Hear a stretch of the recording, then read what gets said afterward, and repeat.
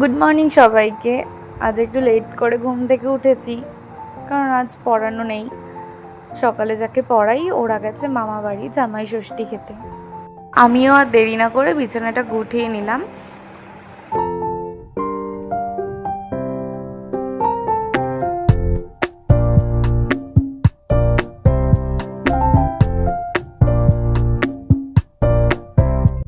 আমি এরপর নিচের ঘরে গিয়ে ব্রাশ করে নিলাম, ব্রাশ করে জল খেয়ে নিলাম।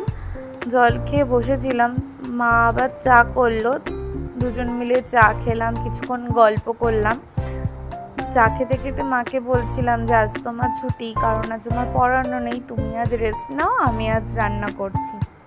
তো যেই বলা সেই কাজ, তো মা রেস্ট নিচ্ছিল আজ। আমিও চলে গেলাম রান্নাঘরে, ভাত বসিয়ে দিয়েছি, ভাতও হয়ে গেছে, প্রায় ভাতটা হয়েই এসেছে। এবার যা যা রান্না করব সব কিছু একেবারে কেটে গুছিয়ে নিলাম, তাহলে রান্না করতে সুবিধা হবে। মশলাও বেটে নিয়েছি।